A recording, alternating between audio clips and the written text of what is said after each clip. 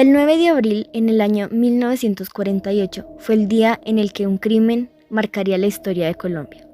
Estamos hablando del magnicidio al líder del Partido Liberal, Jorge Eliezer Gaitán. Toda esta serie de disturbios que desembocó su asesinato es lo que conocemos hoy en día como el Bogotazo. Pero la verdad es que el 9 de abril no solo un Bogotazo, sino que también Cartagenazo, Cúcutazo y hasta Medellinazo. Todo el país se ve envuelto en una ola de protestas en contra del gobierno de Mariano Ospina Pérez. Para comenzar, Gabriel era un excelente abogado, tenía una experiencia garrafal en política y se convertiría en el líder del Partido Liberal. 1946 fue un año clave para su carrera y es un año muy importante en esta historia porque inicia en Colombia, uno de los periodos más sangrientos conocidos como la violencia. Esta época estuvo llena de asesinatos y cuñas entre liberales y conservadores. La violencia tomó fuerza contra la presidencia de Alfonso López, teniendo su mala administración y en consecuencia se convocaron para hacer nuevas elecciones presidenciales. Los liberales se prepararon y decidieron que sus candidatos deberían ser Gabriel Turbay y Jorge Eliezer Gaitán. Y a pesar de todos sus esfuerzos, no ganó ninguno de los dos. Por el contrario, el conservador Mariano Pérez se convierte en el presidente de Colombia. Gaitán pierde las elecciones, pero es nombrado el único líder liberal y candidato oficial para la presidencia del año 1950. Los años dos posteriores lidera la construcción de su futura candidatura inspirada en el socialismo y el Mussolini. Había adquirido una capacidad oratoria inigualable, por lo cual vivía entre multitudes y discursos que conectaba inmediatamente con la gente, y criticaba el dicho de que por años solo unas personas y familias decidieron el futuro del país. Todo este movimiento gaitanista fue visto como una amenaza por esa misma oligarquía, retaliación y asesinatos, certificaciones que hacía que los seguidores del Partido Liberal aumentaran. El CAN decidió convocar al pueblo a una serie de marchas específicas para que el gobierno de Ospina ayudara a cesar toda esta violencia política. Tan absurda, pero no. El gobierno entra en pánico al ver estas movilizaciones masivas, donde casi la mitad de los bogotanos salían a marchar en silencio apoyando al caudillo. Ese respaldo monumental de la gente que ponían en jaque mate muchos intereses de la alta sociedad, así que habían que deshacerse de él. El 9 de abril se celebra en Bogotá la 9ª Conferencia Panamericana, evento al cual Gaitán casualmente fue vetado. El principal interesado y asistente a esta masiva reunión era los Estados Unidos, representado por el general Marshall, quien quería convencer a otros países participantes de realizar un acuerdo de declarar el comunismo como una actividad ilegal. Como respuesta a este evento, un estudiante cubano llamado Fidel Castro convoca ese día del Congreso Latinoamericano de Estudiantes en Bogotá. Fidel y Gaitán se encontrarían a las 2 de la tarde, pero el caudillo nunca pudo llegar a esa reunión.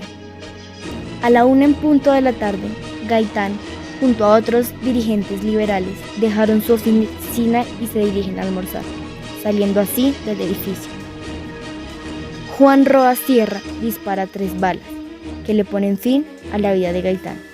A solo 2 cuadras, Gabriel García Márquez alcanzó a escuchar los impactos y el estruendo de un pueblo dolido. La multitud llena de furia persigue a Roa Sierra y tras varios golpes logran matarlo, y el cuerpo del asesino fue arrastrado sin ninguna misericordia por las calles de la Candelaria. Y se desató la revuelta nacional.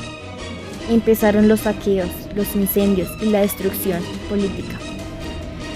Los policías y militares intentaron controlar la protesta y mientras unos unieron, otros decidieron abrir fuego sobre los manifestantes. La demencia y la desesperación se apoderaron de todo el país y ese día llegaron a morir entre 500 y 3.000 personas, y no solamente en Bogotá. Roa Sierra pudo haber actuado por motivos personales, pero también por haber sido motivado por alguien más. Por ejemplo, de Ospina. Por ejemplo, la CIA. Lo que sí se sabe es que Gaitán tejió una sociedad desconsolada, una sociedad incapaz de superar el sinsabor de una desesperanza, desvanecida entre los escombros del Bogotazo. Señal Memoria. Por motivo de la irreparable desaparición del más ilustre hombre de Colombia, doctor Jorge Néstor Gaitán, firmemente debe desencadenarse una revolución sin par en la historia del país. Aquí nos apoderamos de la radiodifusora nacional y de las principales secciones del gobierno. Un enorme pelotón del ejército y de la policía nos custodia. Apodérense del gobierno sin temor para derrocar este infame gobierno. A la carga. El colapso de las comunicaciones en el Bogotazo. Año 1948 en que tuvo lugar el asesinato de Gaitán. En ese momento, las emisoras se encargaron de informar abruptamente sobre el terrible acontecimiento y se convirtieron en espacios a través de los cuales los liberales y comunistas convocaron a la lucha y, al mismo tiempo, coordinaron las acciones de ataques a las instituciones y a los sectores oficialistas de orientación conservadora. Sin lugar a dudas, este fue el día en que se registró el mayor colapso de las comunicaciones en Bogotá y en Colombia, no solo en la radio, sino también en la prensa escrita y en las comunicaciones telefónicas, que se vieron bastante afectadas. Durante estos hechos del Bogotazo quedó plenamente demostrado el poder de influencia y la capacidad de convocatoria de la radio, una de las primeras estrategias del movimiento espontáneo de protesta surgido a raíz de este suceso histórico conformado principalmente por liberales, comunistas y socialistas. Fue tomarse la emisora para incitar desde allí a la gente a salir a las calles y fomentar la conformación de juntas revolucionarias en cada localidad con el fin de derrocar a las autoridades conservadoras legítimamente constituidas.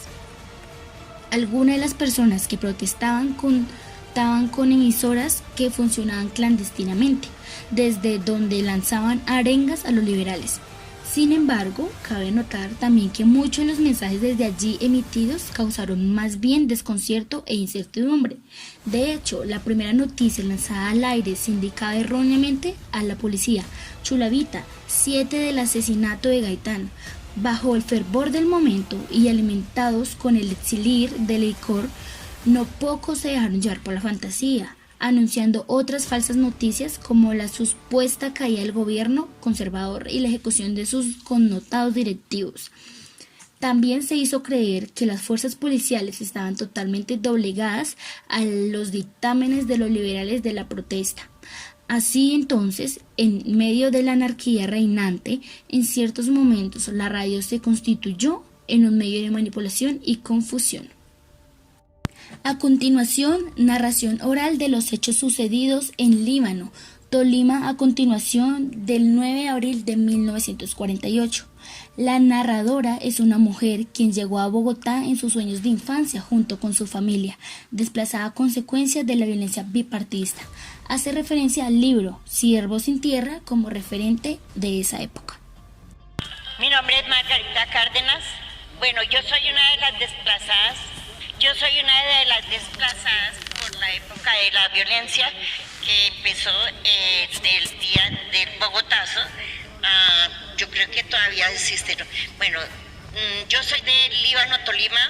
En esa región se acrecentó mucho la violencia también por los partidos liberal y conservador.